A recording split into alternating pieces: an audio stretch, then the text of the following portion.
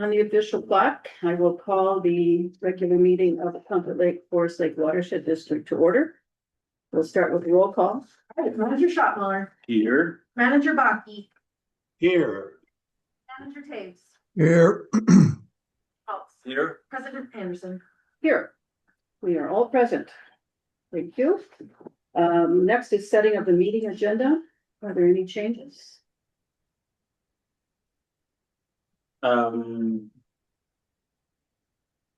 Yes, just is on the budget workshop rescheduling.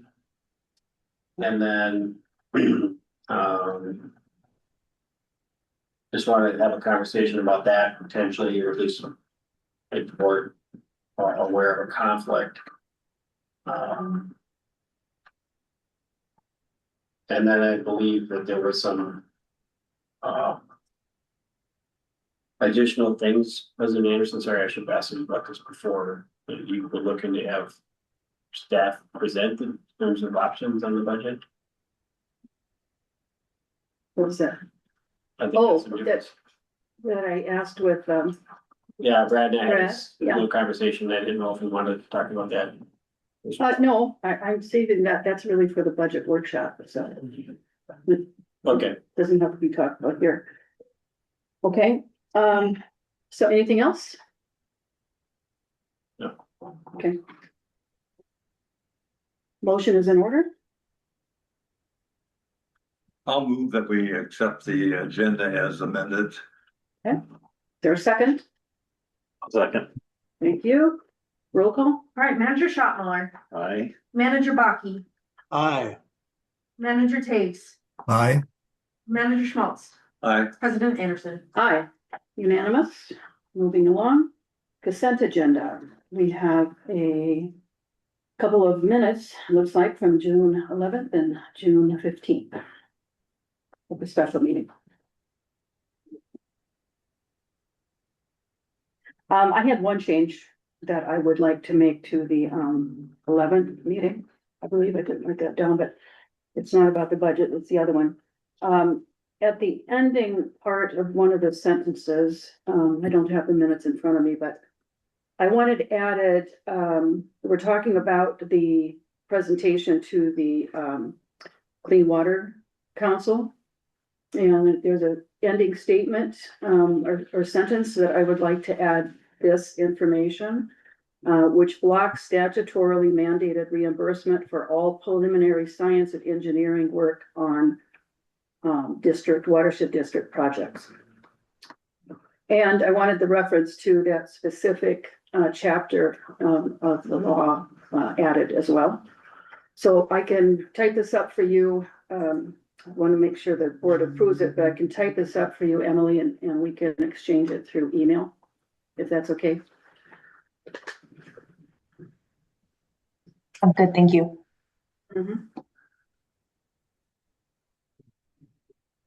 I will make the motion to accept the minutes.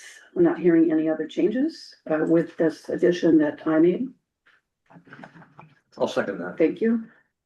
All right, Manager Shopmiller, Aye. Manager Baki, Aye. Manager Taves, Aye.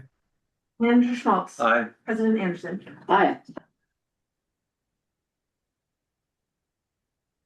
I apologize. There was one more minor one.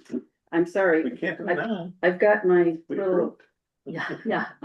I'm going to add this to the motion. Or I can make a new motion, I don't care, whatever the proper way is to do it. But there was a paragraph right above that had a, all the acronym for this. I don't even know what it means, honestly. But I asked that we spell out whatever this represents, and then we can have the acronym in parentheses behind it. But it's NSTNA. And that was in the paragraph, I think, right above the one I read above. I think that's housekeeping, so I think we're okay. Yeah, I agree. It's not changing them dramatically. It's just making it easier for the public to understand. You bet. Okay, so Chuck, is that proper? If we can just do that add as not a motion, but Although it's in, I see it here, North Shore Trail Nature Area, NSTNA. Where do you see that? Line number Was it there? one Was ninety-eight. it on there? Yeah. Oh, okay, well then I skipped over all of that, focused on the acronym. We don't have to do anything. Perfect, thank you. All right, next item is, no, we have to accept the consent agenda. We didn't do that, did we? We did do that. Yeah, we voted to. All right. All right, next is new business. Permit 25-023 dealer rental parking lot paving. The president managers, with Dr. Wilson and, Victoria here to present that. Okay. Victoria, maybe you want to start? Yes, absolutely. So permit 2523 is dealer rentals parking lot. It's located in the southwest corner of downtown Forest Lake, just east of 35W and north of 11th Avenue Southwest. It triggers rules 2.0 for stormwater management, which is met with 2 ponds, and it also triggers erosion control 3.0. So with that, I will hand it off to our district engineer and. Good evening, Madam President and managers. I can kind of walk through what they're proposing here. This site ultimately flows to the Sunrise River via several ditches. It's on the very edge of the watershed. There is a existing wetland that's a managed 3, so the kind of our most degraded wetlands to the northwest of the property. Northeast of the property.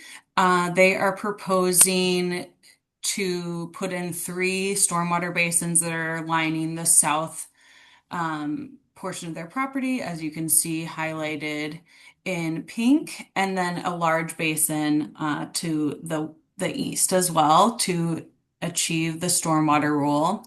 They are meeting rate control both to that existing wetland, and some of the flow is continuing west to the right of way for the highway there.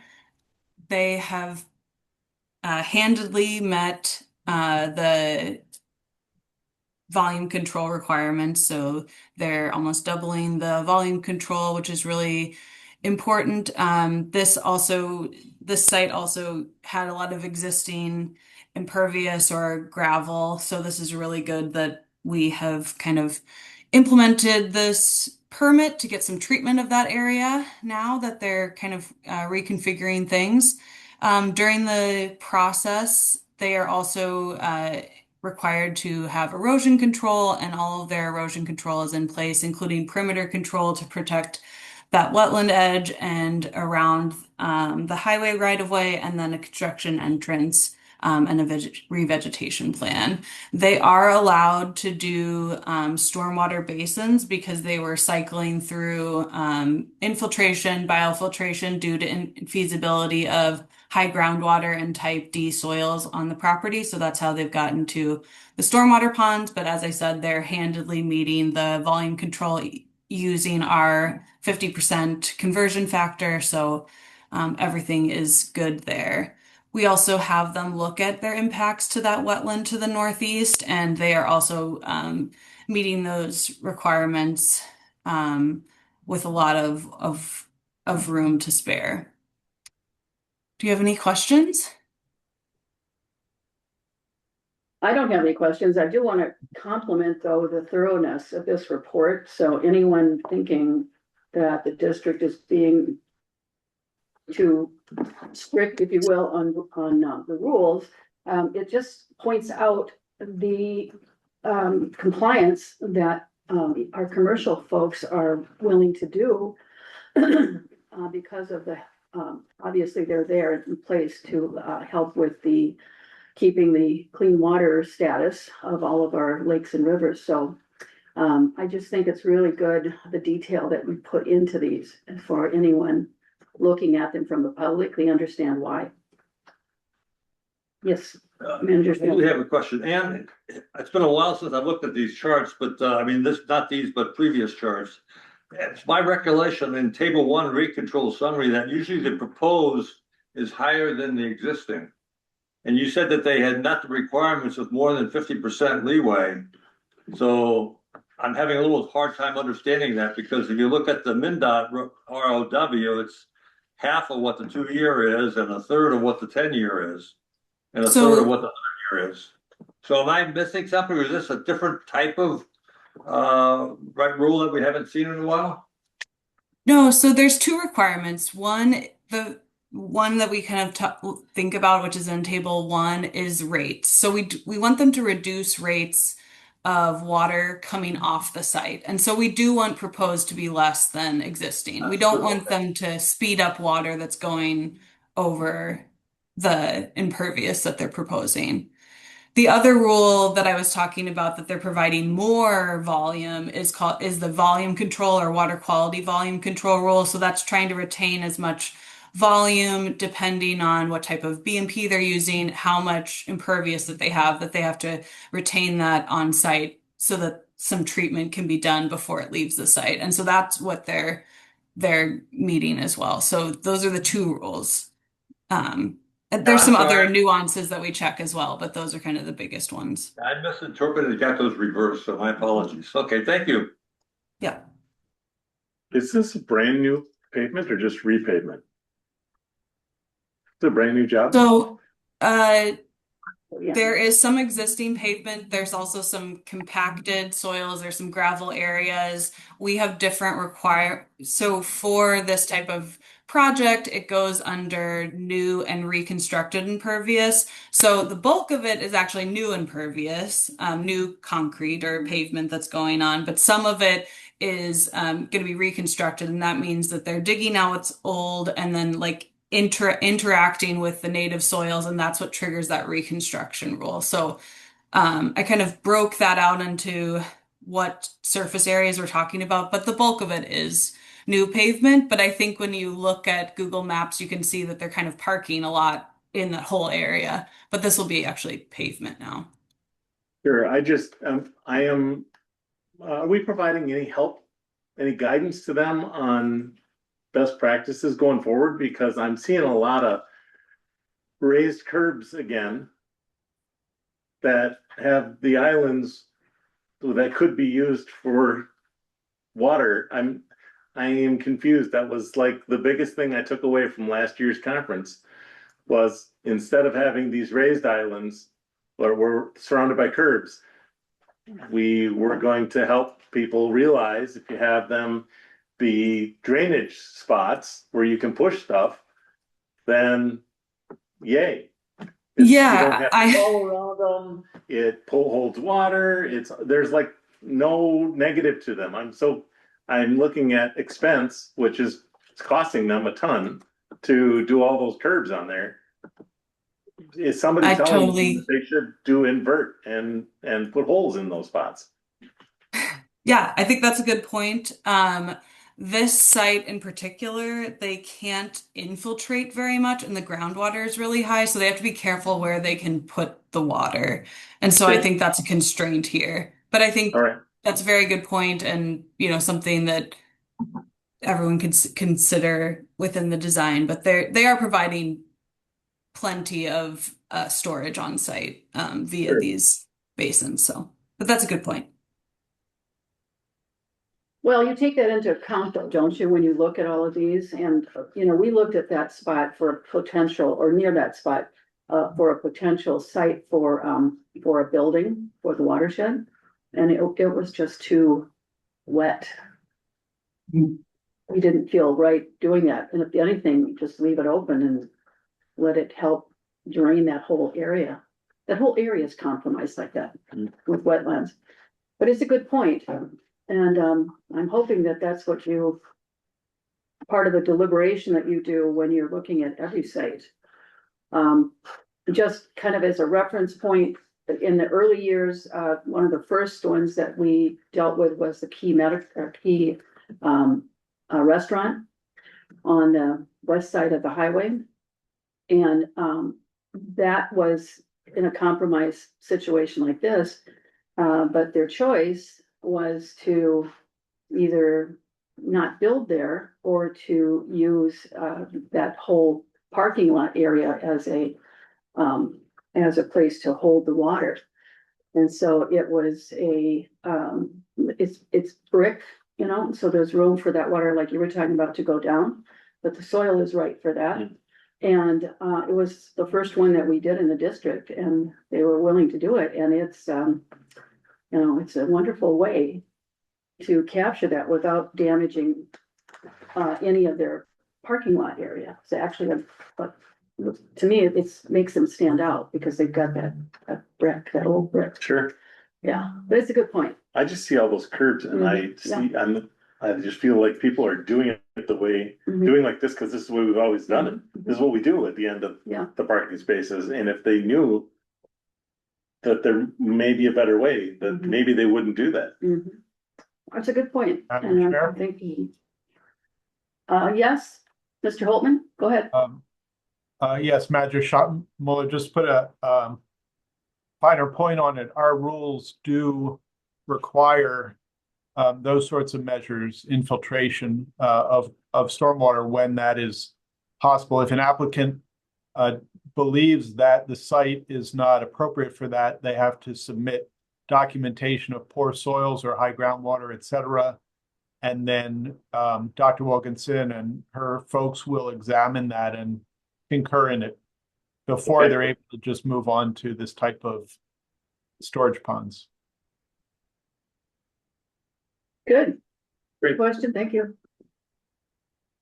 Any other comments? Questions from the board? Okay.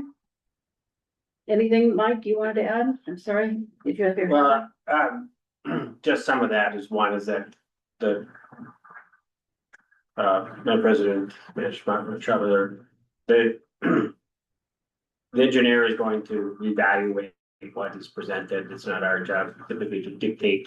So we've had situations where we have offered, and there's been kicks, you know, back to them, but it's typically in Plows, the engineer in this is one that is very familiar with us and us to them. So from that standpoint, and also the manager may remember about a decade ago or so, that property immediately to the east of the facility was a wetland complex, and the owner was trying to transfer that to the district, but we reviewed it and determined that it wasn't suitable, and ultimately allowed for the expansion for that business to the south to do that parking lot on the east side over there.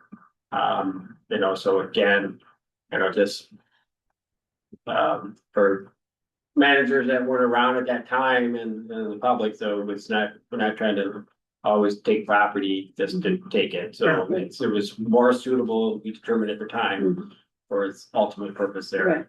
Right. Okay, nothing coming from the board, so roll call. Someone needs to make the motion. There we go. Let's start with that. Who would like to make the motion?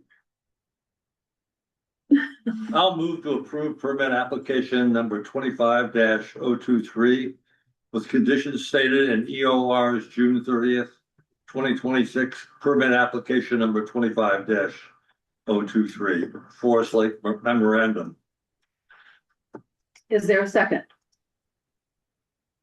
I will second the motion. Roll call. All right, Manager Schottenmuller, Aye. Manager Baki, Aye. Manager Taves, Aye. Manager Schmaltz, Aye.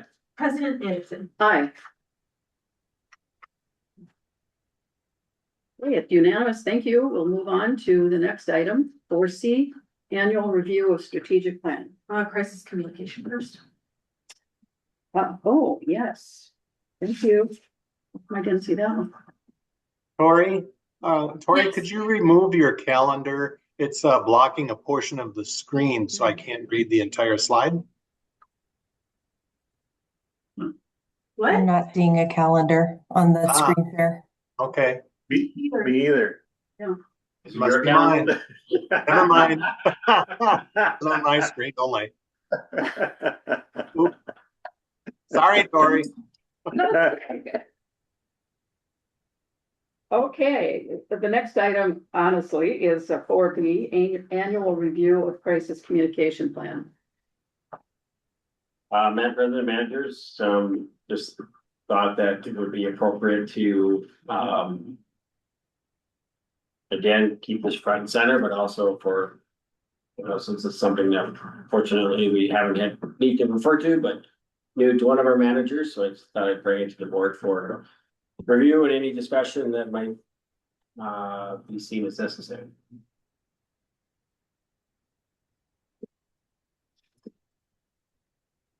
I had some concerns about this, and I have to now confess that I didn't read this thoroughly 2 years ago when it was first handed. So I probably read through the summary portion, but as I went through the whole document this time, I did find some trouble spots for me. There was talk about having the crisis teams be basically staff, and that is then sent out to media and so forth. And so these groups that would talk to the media, make public statements and so on, are primarily people from the staff. And I didn't think that was appropriate. When we have internal things, obviously that's appropriate, and getting managers involved, as needed. But when you're doing the outside communication, I do believe that we need to have and honor the public spokesperson role of the president, because there has to be a member of the, in my opinion, a member of the board. And since that's already a policy for us, I thought that was more appropriate. And these are for the issues that are designated as outside or public facing issues. So that would be my only complaint. Or not complaint, but recommendation for change. And it's mentioned several times. I'm not going to go through all of those. The board knows, the staff knows where those issues are, and they can always let me know. But there's about 4 or 5 areas that are listed that I thought needed to include a board member. So that would be my only recommendation. Anyone else have a comment?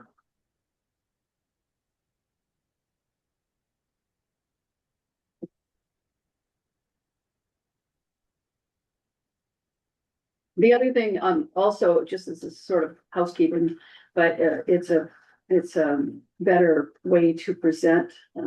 So if people are talking about that particular page, but on the summary, which is great, that goes over about 6 or 8 pages. If we could have page numbers listed on those, then when we're talking about that particular summary item, we have a common reference point. So that would be just a housekeeping kind of thing. So, Madam President, on page 6, it says crisis communication team, there's 4 team members. District administrator, E&O coordinator, subject matter experts, other team members. But does say may be called, be board president, additional board members, staff, attorney, safety, I presume. Is your desire then to have just on the core team also the board president? I think so. Yeah, I do think so. I think that the board has to be represented in something of this magnitude. And we live in the district, we pay taxes in the district. That's not true for all of our staff members. That doesn't disqualify them, but it does bring that immediacy of place to at least one member of the team. Yeah, or may remember that was drafted from another example brought to us by a consultant. Yeah. Inappropriate every time, but that's certainly anything if we could sort of make that adjustment.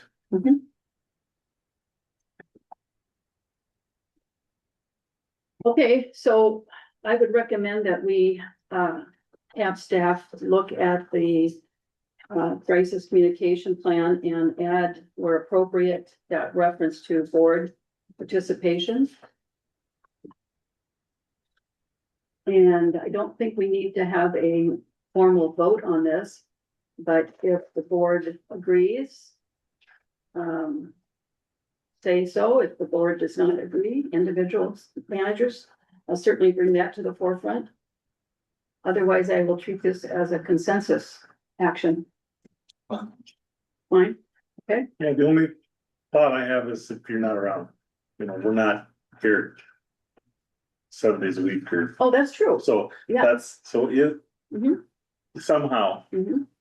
if Yes. if you can't be reached, then we have to have. Well, not just pecking me, order. the president, because it'll apply Well, to everybody in Right, that position, but if the but president can't I be think reached, that's- then what? I think that's a good point. So, Where appropriate, or where the president can participate, they'll figure out the wording, but cause I almost Yeah. feel like, maybe if there's a way to stay in conjunction with mhm. the president or board representative, should there not be so you have some, right? Something, and then, Wiggle room yeah, in that, yeah, I Just in agree with case. that. Normally Mike would probably be the head person to talk. Yeah, for sure, Mhm. but I'm just thinking. For your own sake. Yeah. To be able to say at least, hey, you can't blame me down the road, at Mhm. least I talked to the board before, and they gave me blessing before I went out and made comments. It'd be- Right, but also there may be a time when it's occurring during the weekday and I'm on vacation, so then. Sure, then right, Having another leadership position from the board Mhm. perspective would be. absolutely, appropriate. right. So. and this is for the outward facing I- crisis, I get it. it's not the internal Yeah. crisis. Thank you for bringing that up, because, I also noted that there is a spot in that, I didn't write down the page numbers, but, there is a spot in the document where, it is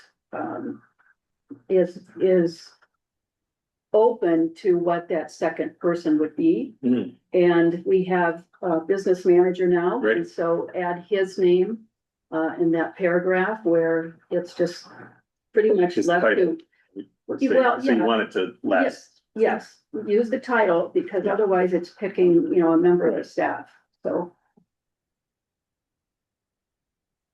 Madam President, we can bring back a revised vision or version of it there into, and then. Yeah. Staff did put together a slide deck to kind of go over and review it. I don't know.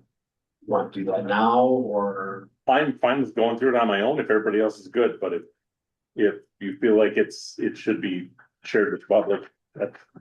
We can go through it now. I think this Part of it. 2-page summary is really good. Yeah. So that's what I looked Yeah. at. Just a reminder, so. Mhm. Yeah, and that's the one I think needs page numbers, that's all, so that when we're talking about it, we can reference that page number and not specific paragraphs, but. Yeah, and I'll get some page numbers attached to my notes where. I should have done that when I was scratching on this piece of paper here, but I didn't.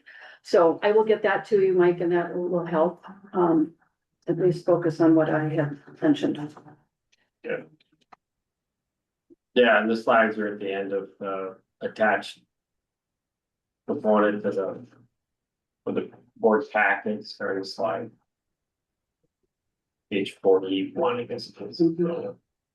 Um,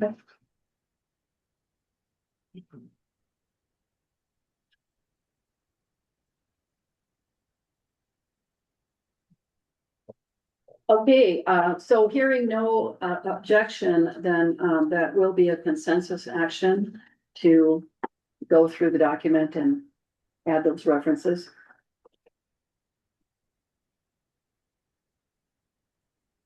All right, are we ready to move on? Yeah, it might be.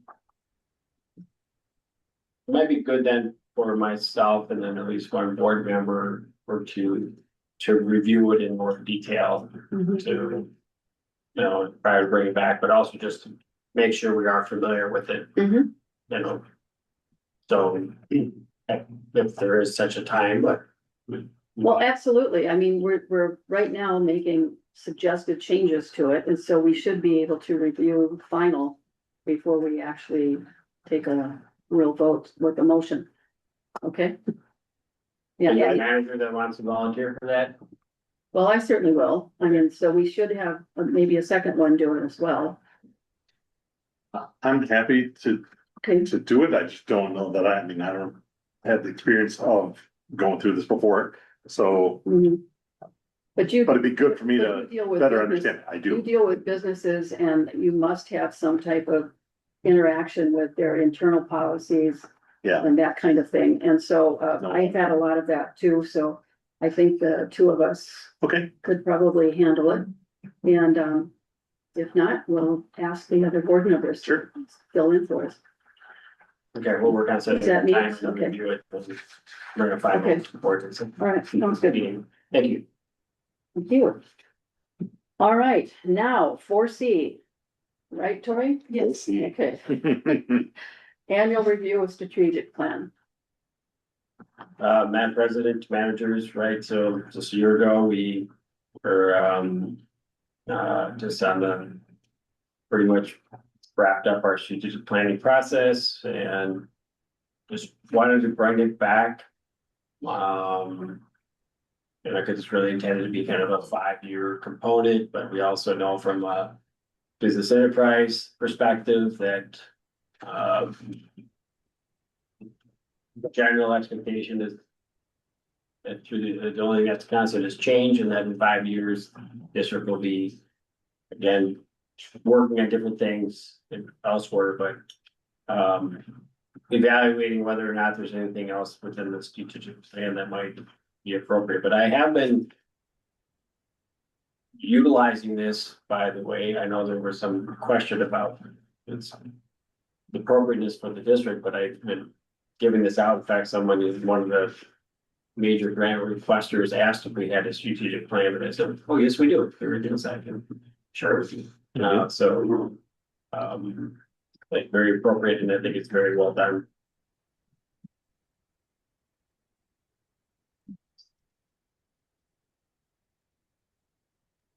Yeah, oh, we want to go through the slides? Yeah. Yeah. And I think we should. Yeah. Your intro, I think, is, spot on. We talked about that.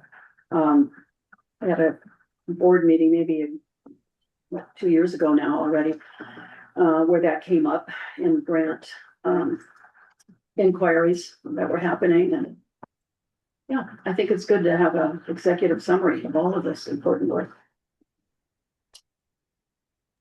Emily, would you like to go through this? And we're showing the intro, go part. Before we get started, is this, when was this completed? Like, is this now? Adopted Just a little April over. 29th. Okay. 2025. This isn't like from 2018 and we're, 2025. yeah, okay, Mhm. perfect. Thank you. Yeah, so Madam President, managers, just a little over a year ago, the board adopted the strategic plan after the managers participated in a series of workshops to really have a hands-on approach to developing this. So this will be our first time sort of coming back and reviewing it after some time working on it. And I've just got like a couple slides here, just giving an overview, obviously kind of what it looks like when you look at it online and the various contents, the mission, vision, and values, which we have here. Thank you. And spent a lot of time working on a vision statement, which is looking at kind of this high level statement, what we're striving to achieve. It's aspirational, forward looking. And the board decided on a vision statement of we see a future of continued collaboration with our citizens and communities that improves and sustains the quality of water resources. And then the mission statement is the purpose, what we do on a day-to-day basis, the present actions that drive us toward our vision. And so that mission statement was revised as part of this, and then we just updated it in our 10-year plan. Our mission is to protect and enhance local ecosystems and natural water resources. And then in addition to that, the board adopted a series of values and value statements, which kind of identify further how the district operates and how it proceeds toward its mission and vision. Those include fiscal accountability and transparency, innovative mindset, equity and inclusion, science-based decision-making, service-oriented approach, and collaboration and community engagement, which really kind of sums up a lot of what we do and how we do it. So getting on the next slide, further into the strategic plan, identified several top initiatives, which kind of outlined the priorities of the district. And they were categorized into these various categories we see here: water quality improvement, project operations and maintenance, green belt and open space, education outreach, public engagement, which after much discussion was decided to be different from education and outreach, the office space building, and then just kind of like internal human resources and leadership. And so we're tracking toward these initiatives. A lot of them are sort of baked into what we're already doing. Some of them were kind of newer things that we're starting to really get moving on. And so as of now, about 70% of these initiatives are either completed, in progress, meaning we're working toward completion, or ongoing, meaning it's an ongoing basis into the future. It's something that's meant to be maintained. It's never fully complete. And so still 30% are not yet started. And a lot of that is because there were several very specific steps outlined in the office space building sequential process. And we just haven't gotten to those yet. So they go in sequence. We'll get to them eventually. They just haven't been started yet. But overall, we're making good progress on those identified priorities. And it would take a while to go through each and every one. So I just prepared a few bullet points here just to give highlights of how we are making progress toward the activities in the strategic plan. And so for water quality improvement, Comfort Lake is going to be delisted this year, obviously once the impaired waters list itself gets finalized. And we still have several water quality improvements projects that are completed and are into the project operations and maintenance or are still underway. Obviously, the big Heath Avenue Iron Enhanced Sand Filter project is a big highlight, and several others. That Project O&M program is ongoing. We've got a plan for it. We are budgeting for it. It remains a high priority in the budget. Just this spring, the board approved the Natural Shoreline Outreach Plan framework, which is kind of a strategic approach to public engagement, public outreach in order to kind of shift mindsets and inspire behavior change for natural shorelines, which is a big priority for the district. And several initiatives, basically everything identified under the education and outreach, as well as the public engagement categories, are well underway, and we've been making really good progress kind of expanding those programs and getting some good participation. And then for Greenbelt Phase 1, we have been talking about these Lessard Sams grants. They have begun July 1st. We're still working through the grant agreement and some of the administrative stuff, but we should be all clear for beginning the work. We can't get reimbursed until we execute the grant agreement. But a lot of the things that we've been waiting to get going for Greenbelt and as well as for Bone Lake South, those will be getting off the ground here now that we're into July. So be seeing some movement on those. How often do you think that? Oh, I'm sorry. Did you have more? Go ahead. Nope, that was all. Oh, did you have more, Emily, to say? Nope, that was all. Just really quick. Thank you. How often do you recommend that these be updated? We were looking at, I think, a 5-year, out when we were doing it. So is that the point where every 5 years these should be updated? Yeah, I think so. That was my recollection from our meetings and everything, and just looking at the initiatives themselves. I think that's a good scale because they're all pretty much still very much relevant as written right now. Maybe they could be tweaked a little bit or made a little bit more specific. But on the scale that the strategic plan is, which is kind of high level, broad, sweeping, covers a lot of ground, I'd still say it's very much relevant as it currently stands. Well, that would be 2 years. So out of the 5. So if we just have an internal policy that we're going to be updating this as needed or every 5 years to be certain, it's locked in and we can all be reminded of those points. So I would make that recommendation. Otherwise, yeah, it's worked out nicely for us. Emily, if you could, I think it'd be helpful to just remind everybody that we have a second level of detail on this. So maybe we want to go to water quality improvement and show how that's broken out into 7 or 8 different parts. If you have it available, I'm not sure you could bring it up. Sure, I can pull that up. Hold on one second. I'll start screen sharing. So it kind of cascades down to some level of detail. Not as much as our operating plan, obviously, but it does give people a chance to see what's behind the summary categories.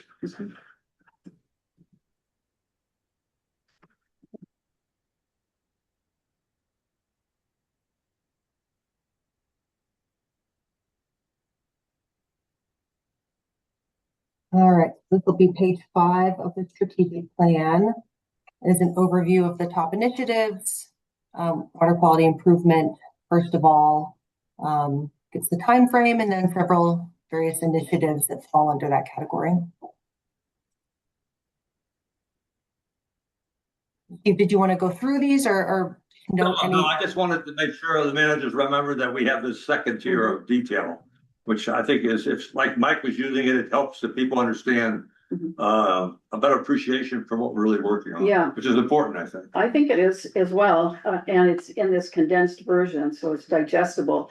But the overall, the overall 5-year plan includes all of the projects and the scope of the work at a high level. That's what I was talking about, but this has to go with it too. I agree with that.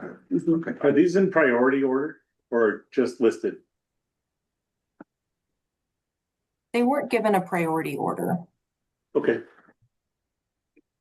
I think that's wise because things can change and Curious. and it's more flexible Well, this way. it's apple, oranges, and pears. Yeah. So it's hard if you prioritize within each area, but probably. Well, that's what I was wondering. Yeah. In each area, if there was a priority, but it's fine. Just curious. Well, But I these will are- add, Mhm. Go ahead. Manager Schopmiller, President Anderson, just that by nature, virtue of being in the strategic plan, they are kind of identified as a high priority because even this covers a lot, but it's still not 100% of what's in our 10-year plan. So it is kind of a prioritization of the 10-year plan in a way. Okay. Right. Yeah, if you wanted more detail in any one of these little areas, you go to the 10-year plan. Mhm. And then if you want the re-detail, you go the current year operating. Yeah. Sure.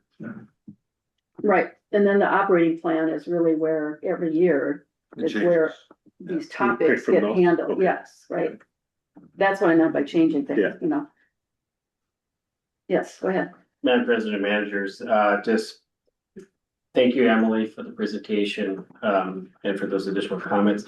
I think one of the things that thinking about the watershed management plan is that we're far enough along, whether we believe it or not, already within that cycle of to time the next review of the strategic plan in such a way, so maybe closer to the 3 to 4 year time frame. So the board and the public at that time as kind of a preliminary component of developing the watershed management plan itself. Yeah. Because last time the watershed management plan was a 3-year process. Mhm. So we could do this in the upfront part of it. And then make the watershed management plan an 18-month process, which is typically what they Yeah. are looking for. So that would serve both purposes, but then Mhm. have those sort of, rather than doing them on top of each other. Yeah. Take a look at things, just as a precursor to the development. Sequential way Correct. to do it. We like that word. So, Oh, yeah, our Wi-Fi is gone. Was it? No, Oh, we okay. still see everybody. Oh, I okay. still hear you. It's frozen. It was frozen on both screens for a second. oh. You and Manager Baki. Wow. Well, anyway, so as long as we have a operational plan written down that we're going to change it, whether it's 3 or 4 years, that's up to you guys and staff to decide, but we're gonna maintain it. That's the whole point. That's good. Any other comments on the strategic plan from board members? Okay, let's move along then.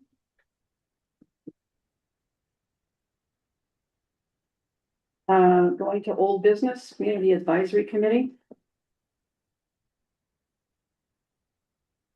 And president managers, there was a topic at the last meeting, I believe it was, about the statutory component of one of our current members that's moved outside the district boundaries, close proximity. So we just summed up the statutory reference to the CAC and as well as just a review of the qualifications of the individual, and it's our recommendation from the staff is to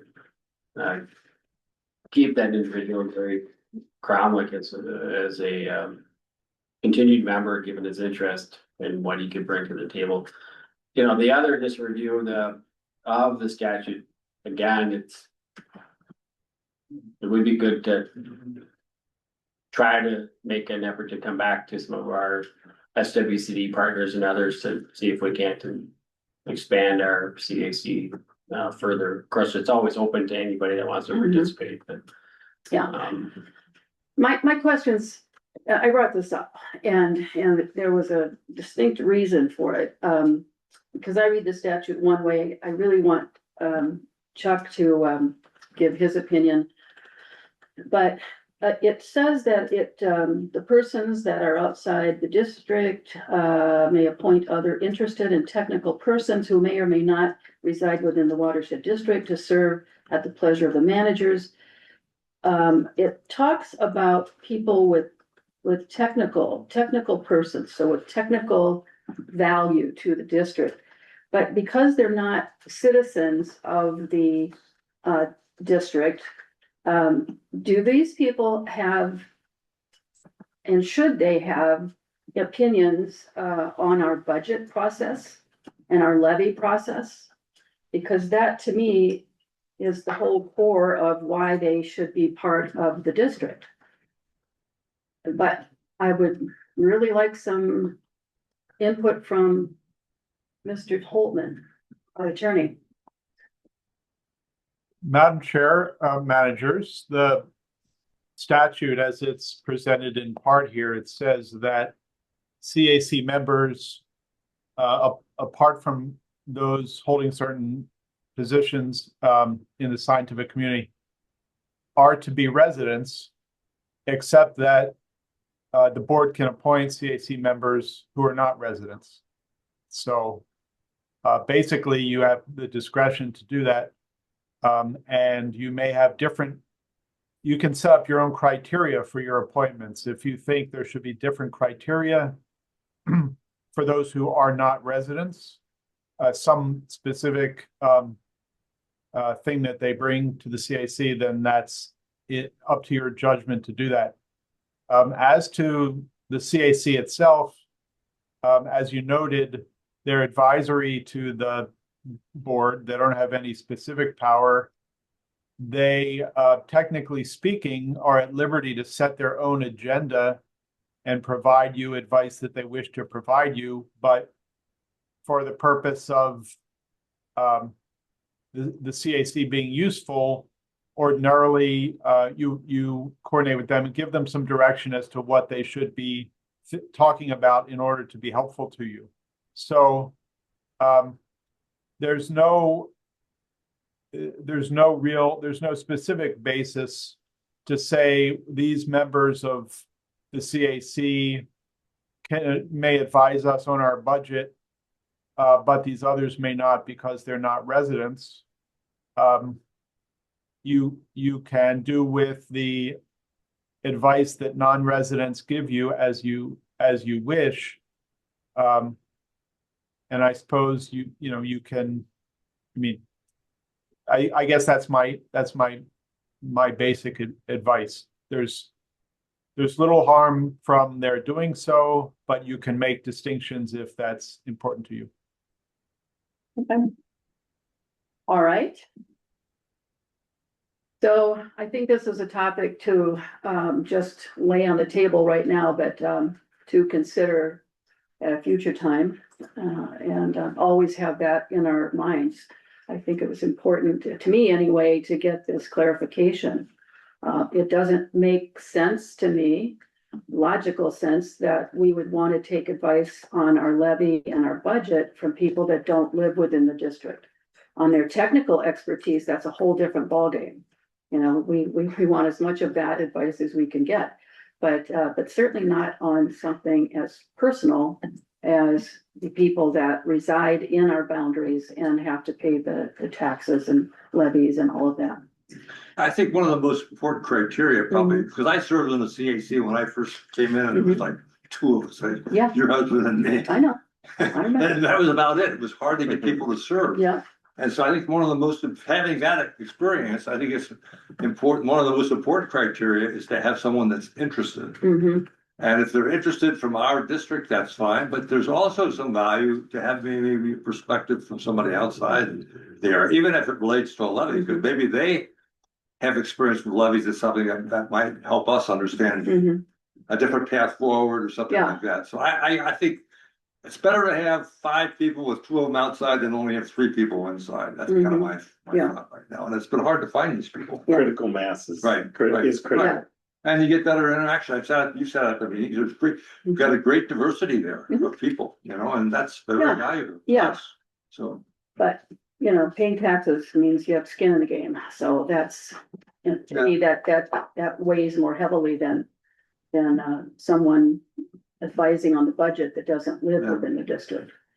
But anyway, if there's other comments people want to make, or managers want to make, please do so. Otherwise, we can just lay this on the table, consider it educational and move on. I'll make the motion to lay it on the table. Well, I don't think we have to do that. I think it does. You On the think so? agenda, no? Do we have to make this a formal vote? Chuck? No, Madam Chair, if the members in question are present members in good standing, then you don't need any action. Thank you. Okay, great. Okay, President next, Anderson, yes? if I may comment, Oh, I would Manager just Brown. like to recognize the good work that our CAC does in voicing their thoughts and opinions and offering direction for the board. I rely on them and often hear from them regarding their opinions. And I think it is something that as board members, we don't work in a vacuum, but we simply keep our ear to the winds of the community and make sure that we recognize those opinions and give thoughtful consideration. So the CAC plays a very important role for us, and I recognize the good work they do, and I thank them for their time. Yeah, thank you for saying that. My point here was nothing other than that question about the budget and the levy and the fact that they don't live within the boundaries and so aren't responsible for that portion. But yes, it's good to have a robust citizens advisory committee. We certainly have that, and we have depth across the different areas that we want that additional information on. So yeah, it's all good. President Anderson? Now, it's now clarified. Thank you. Douglas, Mr. Douglas Taves, right? Is Yeah. that you Yeah. talking? Okay. I think it's okay to have input from them regarding the budget. They're not the ones voting on it. So they don't really have a direct voice. They can only have input to us. This was indirect. Okay, thank you. All right, any other comments before we leave this topic? All right. Let's move on to 5B, Bone Lake South Management Plan. And president managers, I'll just take this, it was an item, we had a scope of work review, a draft manager plan, there's a process. There was a request for the board to review at least some elements of it. We provided, there's some general context regarding what that would look like, but just again, shaping it around the requirements of the grant application and the funder, which is Sargent of the Heritage Council, as well as a sample plan that we felt was fairly appropriate for review, something similar that would align with, just again, this example, we'll bring the final one back later, but just at least an initial framework that the board can review. Or provide feedback to staff on. And will this be on the next board meeting's agenda for that? step, or- It'll be. We have not reviewed the comments or the feedback from the UR yet, so Okay, I okay, mean, if it's. It would need to be done very shortly, so it's unlikely to be the next meeting. okay, The timeline for them is to. Yeah. Is to have it to me by Monday, I don't think it's gonna be. yeah. Okay, so just trying to get a timeline for the board Mhm. for when this topic will be up again, so that we know how much reading time we have. Yeah, and once we get the draft out, we can just send it out prior to getting it on the board back to you, but we'll. And probably at this point will probably be, I guess, the. Our target would be the first meeting in August. Okay, so we have until the end of the month to read this and be ready for the next step. Right? Yeah, that's not, the attached plan is just an example, it's not ours, Oh, so, really? and. Right, so we'll, just sort of. But we will, we're waiting for the. For the draft, one that staff worked on, which is. Again, informed from both the requirements of the grant. And, other plans such as these, we don't need to necessarily create something out of. Thin air, but rather just take work that's already been approved or. Aligned with the granting entity, so. We'll get a new. We'll get a final draft to the board as soon as possible. On the management and restoration plan. Correct. Okay, so that's step two. This is just the outline, the general outline of that property. Correct. Okay. So you'll have a sense of what it will look like. Yeah, Once yeah. it does come. yeah. So, Well, I think that's important too, though. I mean, because. you know, yes, managing it. People are going to ask, why was this property so important? So this, Well, it's also important just from, like, the general piece of here of, it's for non-motorized use, right? Mhm. Someone called this afternoon asking if they could drive across the property. Yeah. So if they could have access to go fetch something, I'm like, sorry, that's. Yeah, not a lot. Yeah. Do we have any kind of restrictive signs? Oh, Just our ones that right now are just saying, well, the gate is locked and Okay. there's no access, right? So Okay. they were looking for access to it, so, but well, good. We have a, we're working on, we do have the phase two. yeah, Probably a body by buried out there somewhere, right? well, that's good. So we have 3 weeks to get through the Bone Lake, management plan that we have and look forward to the next. The board does not have a copy of it yet, so I will, but as soon as it's available, I will. No, I'm talking about the one we have. Correct. Yeah. Yeah, Yeah. draft, We have, yes, yes. but not procedure, an example, Example, yeah, not the draft. it's from Otter Tail. Otter Tail Yeah. County. Yeah. Okay. Moving on, Just maybe I did look at that plan, spent quite a bit of time on it just to see what we were getting into.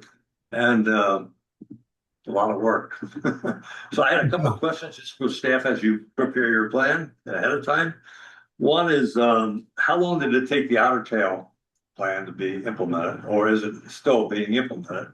So we're looking at a 2-year program here, or, a 20-year program. So that's the first question. I can't tell by reading the script. Mm-hmm. Secondly, it looks like it's gonna probably take a lot of resources. Are we gonna do this internal resources? Or is it gonna be subcontracted out to an outside firm? So our people are free to do what else that we want them to do on our own projects? That's the second question. And the third question would be, after it's all finished and we're done with it, somebody's gotta maintain that property, right? So how are we gonna handle that issue? Because it's gonna cost us some money, and a lot of money probably. So I think that's something else the board would probably be interested in hearing. So those are the 3 questions I have. Would you like answers now or? Well, I do, then we have to sit through the meeting then? So the first question, how long will it take? I think realistically projected to be a full 5 years of what the grant. Okay. And so on, let's see, that was timeline, and then, The staff resources, how many? yeah, both, thank you, both. So we do anticipate, we'll use, so the phase two grant dollars will cover some staff time for doing appropriate work. We're not going to have staff, doing certain activities out there that require specialized skills or licenses or things like that, so, but there's gonna be some mowing or things like that, that the district staff can do and will be covered by the grant. So there'll be some offsetting, some ongoing levy dollars for the maintenance period. They're mowing with not motorized vehicles? It will be more, yeah, Oh, okay. so, but that will be the exception. Okay, I'm just, Yes, so. otherwise they're out there with the roller. Yeah. A sigh. You know, an acre. Good exercise. I've seen it done. So some would, yes, it's in the, it's in the plan and it's all detailed out within the grant request as well, so, which I guess we can share. And then the longer term piece in terms of the maintenance after that. So there is a longer term management plan that may include the opportunity to move it out from underneath the district's management. So, and then save the district and do so. I think it's I think it's an appropriate avenue to consider, and I'm evaluating that with some other partners. So. Really? Mhm. To agencies or nonprofits or Agency. agencies? And then that question is that restrict, if we have it, then we're part of the local community, right? So it's better for the community to have access to that property, et cetera. If somebody else gets it, they may take a different opinion about how much local people can participate on it. Yeah, it would still be public. It would, Okay. it would be required. It would just be under state. So there's no trade-off. No, not from that perspective. But there are some other opportunities in the area that would make sense. But it'll come back for both discussions, but yeah. It was an item for consideration, which are early on, so. After walking through the Cranberry property on Third Lake, you know, and seeing what had already been done, what else could have to be done, is you can see what kind of a big project that would be, you know, if you had hundreds of acres, so. Yeah, so we're fortunate to have the program to acquire to begin with, and then also to fund them, that management, or, you know, so. Okay, thank you. Any comments on that bit of news? Yes, From any board? President Anderson. Go ahead. I did read the paragraph where land acquired with outdoor heritage funds must be open to public hunting and fishing during the open season in accordance with the state constitution. So I guess that raises the question for me as to what hunting seasons will this land be open for? Because hunting begins in April with turkey and continues with deer, archery and firearm and muzzleloader that goes through December. Bear baiting begins in August. Duck and geese begins in September, and pheasant runs from October through January 1st. So the hunting season could cover 10 months of a year. That's my question, I guess, are we gonna be having this open for all hunting seasons? Or what seasons will it be open for? It'll be all. Constitution. Wow. And if I might add, there will be an expectation from especially deer hunters to have access with four-wheelers to go in and get their whatever they bag. So that's Yeah. going to create a bit of a crisis there too, or at least a conflict. It won't be, yeah, the access will be a walk-in only, the parking area will be constructed in such a way that no four-wheelers or anything will be able to Yeah, but I would expect too that, given the public visibility, that people will inform us of anybody attempting to drive around or skirt or cut fence or anything else, but, We're going back to natural times. there also is a restriction, no permanent stands or anything like that, so, district staff has already removed one, so, That went in after? no, I think it was maybe Oh. just there, but, Sure. so no one has made any inquiry of it, so, but. Isn't there a designation that you could put on this open property, There will be, conservation property or park or something like that, that would restrict all of that hunting from taking place? And I think you can, we probably can learn from others, because we don't have a massive amount of land with bears and everything else.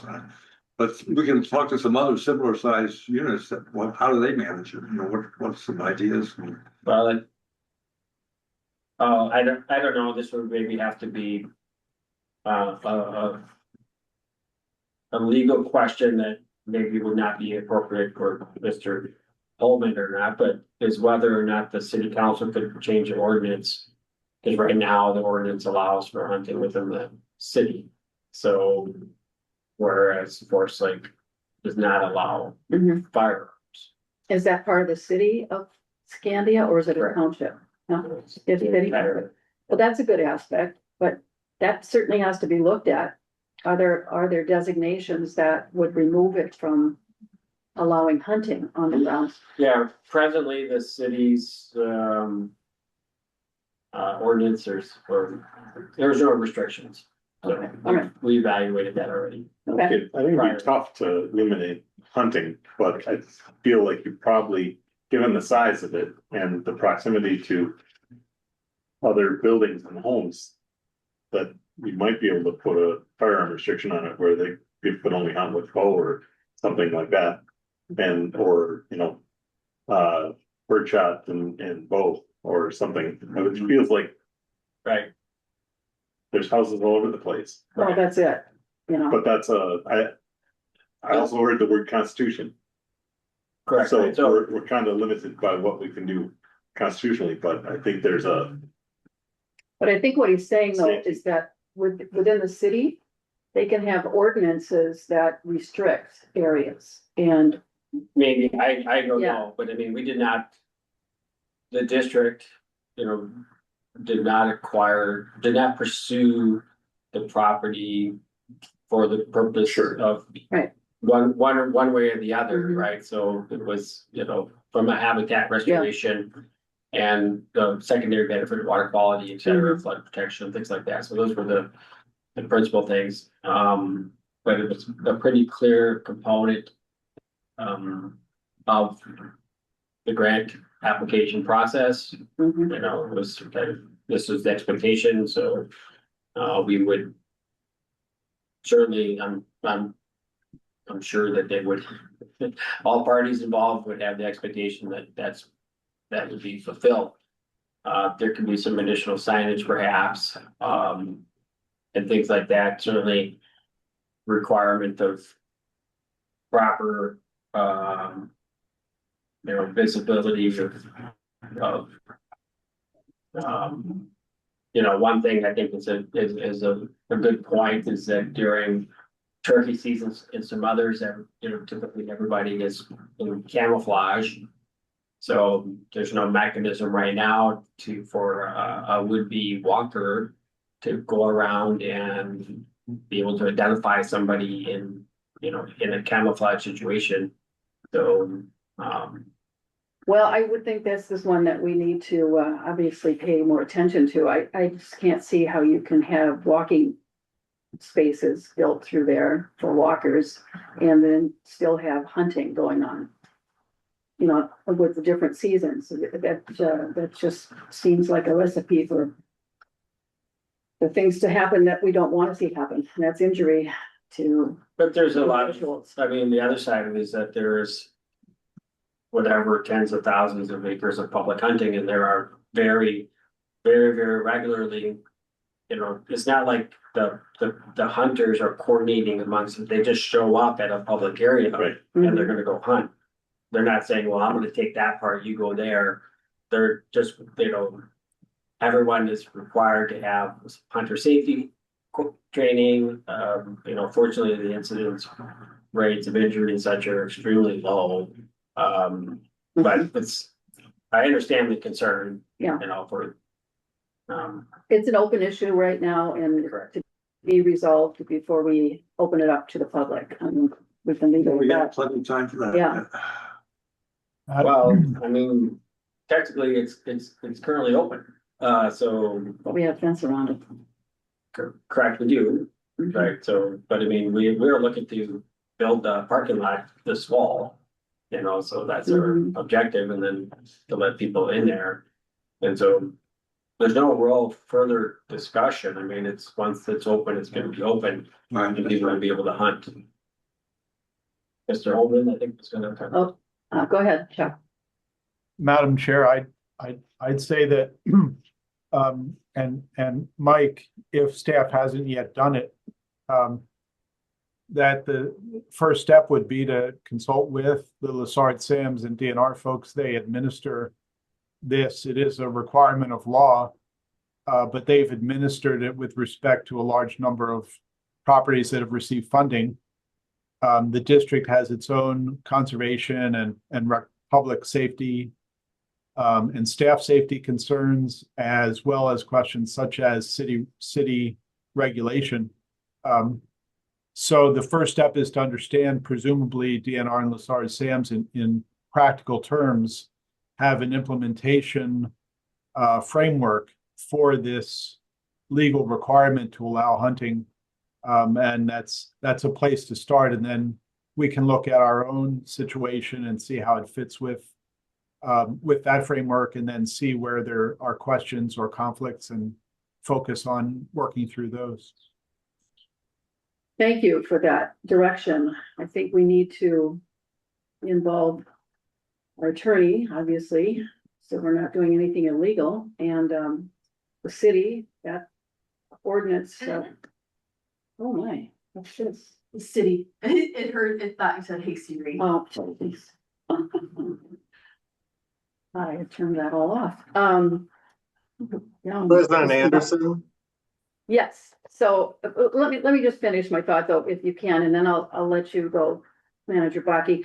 And that is to get with all of the entities that have governance over this land, so that we can find a pathway that suits our desire to not see conflict and human injuries in this space. We want it to be an enjoyable space, and I think Chuck's earlier message was a good one, and we need to involve the attorney in getting past that first step.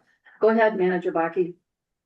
I know Mr. Larson did allow some hunters, goose hunters, to hunt on the property back in the day, and we'd often hear gunshots of the goose hunters.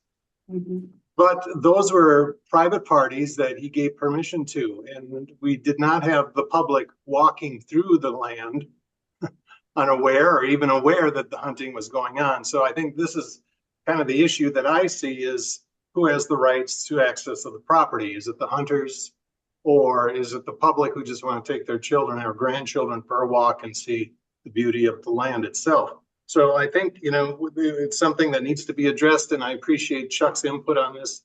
And I would hope that we could come to an understanding of, well, how this property can be accessed safely. Mhm. Yep, I agree. Any other comments from the board? Okay, if not, have fun reading it, and we'll talk about this topic again in a few weeks. All right, so now we are at project updates. We added 5C, budget workshop. Oh, yeah. I always cross that out. Budget workshop potential change. Mike brought to my attention that I think it's quarterly meeting of the Metro watershed organizations is going to be on the night of our next meeting in July 21st, I think. Correct. And if we can move that to the next day or the day prior, that would allow me to, After, okay, I'm not gonna be here. So the one day after would be great. okay. That'll solve my problem. Okay, so if that's possible for the rest of the board, then that'll be good. I can go to that meeting as well. But if not, and we can't let, that doesn't work for everybody, then I will miss that meeting and obviously go to the budget meeting. So what meeting are we moving to? It's the 22nd. So instead of being on the 21st, it would be the 22nd. Do you have your calendar up, Emily? Is that going to be a Wednesday? Yeah, Yes. Madam President, managers, that would be a Wednesday, and I'll just note that I would be unavailable that evening, but staff could fill in. Okay. Are you comfortable with that? We can make it, Okay, It will be taped, Emily, so you can, as Mike pointed out, you can review it if you have to, yeah. And do you have the calendar, wasn't that the next available date that all the managers could make was the next day? Emily, was that Well, correct? The alternative date that we had indicated in our budget schedule was Monday, July 20th, but I understand that schedules change, so if the 20th doesn't work, we hadn't identified a backup date after that. So we would just need to kind of go back to the drawing board if we didn't want to use Monday, Tuesday, or Wednesday of that week. Manager Baki and Manager Taves, what about you? Are you available on the 22nd? I am. Thank you. Manager Baki just walked away. He did, and we all know his calendar's on his Yeah. screen. I'm old school. I do have the paper calendar here with a map of July. So yeah, there we go. The 22nd is, yes. I think I'm okay too, but I gotta double check. Did you say you're okay, Manager Yeah. Baki? Okay, Yes. good. All right. Oh, I guess I might have a conflict as well, but we'll see. Brad, you're on. Yeah, well, Is that the night that Emily's not available? Yes. yeah, Brad's gonna be there though, and, he was hired to be our finance guy, so I'm pretty sure he can handle it. Sure, be here too, right? I'll be here. Yeah. Troy will be here. We will miss you, Emily. So it'll be good for, But we're good, 22nd for now. 22nd. Okay. So, All right, I'll check my calendar, but I'm sure I'm okay too. Yeah, we don't have the agenda out for that Metro. What we don't call mod meeting anymore, but Metro Minnesota Watersheds meeting, but once it comes out, I think all the managers should be receiving that. And also I just. Speaking of calendars, there was another email about the future of One Watershed, One Plans. Did all managers I didn't see that. receive that? Mm-mm. I always have a delay in getting messages from here at the office for some reason, but Unless it went to staff, do you know, Emily? Can't be. It's gotta be because they talked about policy. Remember?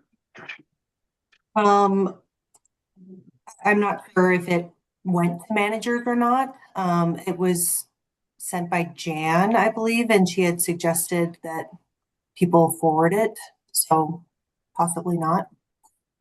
well, please forward it. Tell us about the details, what's going on. Oh, I thought it came from Craig. Register now, yeah, from Craig. Came from Craig, I haven't seen, I get stuff from Jan. I get stuff from Jan all the time too. Yeah, But I didn't get anything from Craig. Craig Mel forwarded from Julie Westerland, okay. All right, we'll forward it to, because in the register now piece, it does ask if you're on a policy. What role do you have? You're a policy committee member. So obviously it's intended for the board as well. so what does it say? Have you read it? I mean, what does it say about? There's One watershed. statewide meetings that are looking to take input. Listening sessions in July and August. About the one watershed, one plan. These sessions will be designed to identify opportunities to make your plan work better for you. Oh, I see. So they're not getting rid of that concept. It's educating on how to be But more provide, efficient. it's able to, you're able to provide feedback back to Bowser, recommending that they use an assessment process. We can resend our memos from 2 years ago. No kidding, no kidding.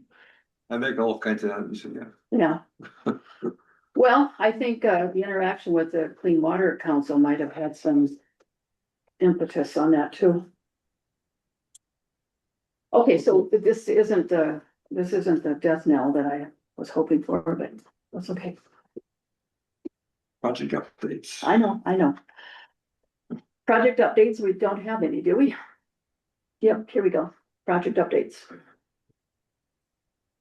Well, managers, it's just really just kind of going through again, the list that we have, and the next slide, these are the project areas, the next slide is just the phases, where it's at, in the lighter blue color is anything that's changed, so the Conservation Corps, grant that we have some access to some staff, and these are the projects and the dates that those individuals are working on things, coordinated by Blaine. Thank you, Blaine. Keith Avenue Iron Hand Sand Filter Project, the contracting is underway, so that's been kind of back and forth, but I think we're getting close. We did the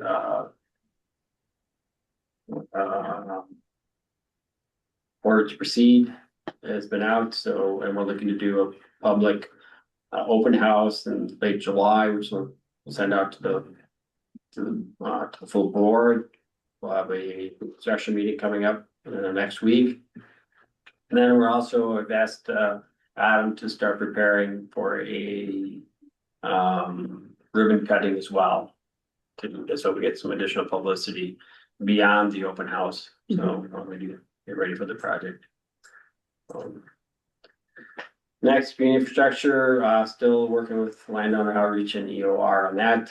Not a lot of movement over the last couple of months. Well, Lake South, we just touched over on all those items there, I think, so just working on again some potential statements of works for restoration and design of the parking lot. So staff are exploring for this particular grant, exploring other options, and I'm also looking to plan to meet with the landowner one-on-one to see if we can still salvage the more important component of that project.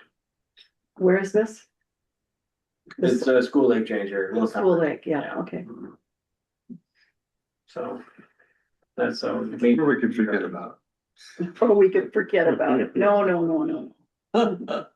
No, they've been allowing their manure to go down for way too long. Into the summer. It's time to fix that. Okay. Anything else, Mike? no. Any questions or comments? President Anderson, Yes, go ahead, Manager Taves, or Baki, excuse me. the slide that is up was one that Mike Sander put together at my request. In our strategic plan, our vision is to see a future of continued collaboration with our citizens and community that improves and sustains the quality of water resources. I think we're living that vision by pursuing this, and I appreciate Mike's work on this, Mike Sandiger's work in contacting the city of Scandia and the city of Wyoming, and also the lake associations to discuss this partnership in collaboration of how we can treat Eurasian water milfoil. So hopefully we can work something out, just like Steve did with the city of Forest Lake and the Watershed District and their lake association. Actually, Dave, it was Jerry Gruntner that did the leadership on that over about 3 or 4 years. So it was Jerry, one that carried the heavy load on that project. Well, thank you, sir. he had the vision, didn't he, Steve? He had the future vision of what we have now in our strategic plan. So good for him. Yes, I'm sure you've talked to your association about this too, as I have, and there's early excitement about doing something like this. It's on a much smaller scale, of course, than Forest Lake, but they're glad to see that interest. All right, thank you. Moving on, a report of managers. Okay, I'll start with our people at home. Manager Taves, Nothing to report here. okay, Manager Baki, This afternoon, we had the second quarterly review with Mr. Kinney. Manager Schmaltz was in attendance in that meeting. We had the opportunity to review the SMART goals and had a very thoughtful discussion. I'll be writing up those notes and making them available to the other managers as we have the third quarter review at the end of September and the fourth quarter review at the end of December. And I would invite Manager Taves and Manager Schottmüller to decide if they'd like to attend either one of those. We would encourage them to participate because it is a very helpful means of us not only reviewing our administrator, but helping the organization move forward on some very important initiatives. I'll do the September one. Thank you, Doug.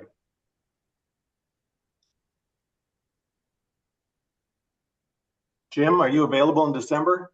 Oh, yeah, I just didn't know that I needed to commit today. So, yeah, okay. You don't That's, have to. I would think so. You've got but, months to do it. Yeah. The heat's on. Just keep your calendar open in December, Jim. Right. The whole time. I do have two exchange students showing up to my house here in about 30 days, and they'll be with me all year. The last time we had an exchange student, we took them to Florida over the holidays. So tentatively, I'm happy to do it if I'm here. Very good, Okay. thank you. Manager Baki, I think that's an invitation. To Florida. Sounds good. Why If it's not? under budget, you might be able to do it. Why not? Manager Schmaltz. Yes, we had another Lake Association. We had a lot of these meetings for Lake Association with our new president, but anyway, it was last night.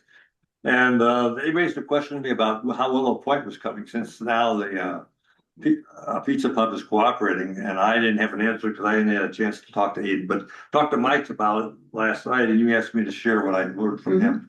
So as you know, this is an important project for us because of a major peninsula is about to disappear, and if we can restore that, there'll be a lot of publicity in it for us and everyone else. So it looks like Aiden is actually busy as he is. They're moving ahead with this project, and I guess you're pretty close to applying for a grant, right?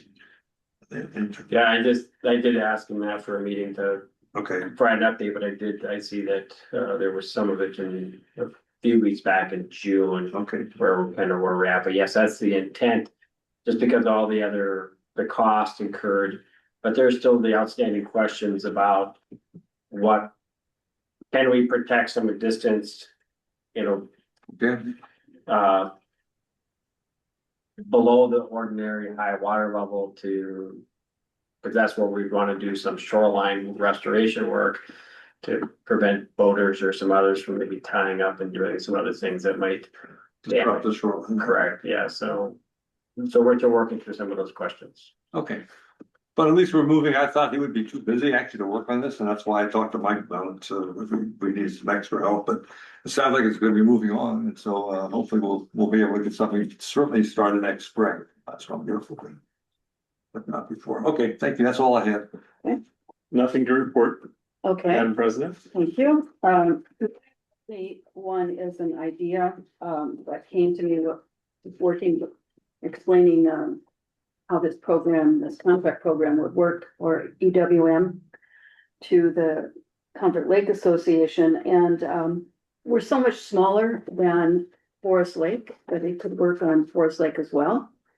And, and the concept is that, after we have a delineation of where the EWM is, we know obviously exactly where the plants are coming from. And it seems to be on Comfort Lake, more heavy on the north side.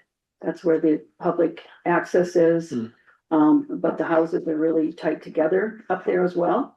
And my thought is that if we tested the soil on the riparian side of the property, we might learn where these hotbeds of nitrogen are, because it's a more of a nitrogen hungry plant. And so it's just a concept that came to me, and I'm bringing it forward here so that some further discussion with our staff can take place to see if it's a worthwhile thing. Because we do have that program, and so that might be something that we can promote at the the Lake Association level to encourage people to do that. And that would help us, I think, understand if they're adding too much nitrogen. We can't get phosphorus on the yard anymore, but we could still do nitrogen. So is that coming into the lake and maybe causing that outbreak of EWM at that point? You don't have to comment now, but it's just an idea. Certainly, yes, Madam President, managers, without a doubt, nitrogen from lawn fertilization is entering into our water bodies. I mean, it's highly mobile. It's not like phosphorus, which attaches itself to the soil particles and typically binds, and then when the soil loss occurs, that's when the phosphorus is made more available. So, on Monday, we have a meeting with another University of Minnesota graduate student interested in looking at denatrification and then water system. Looking at what? Denatrification. So looking at the nitrogen component, and so and being able to measure. Which I've just received some. I haven't read through the research work, but to see again if there's some opportunity for collaboration. So that's, there's enough activity at the university that people are knowing that they can come to the district. Good, that's fantastic. As a potential partnership. So we'll learn more about that, but yes, I mean,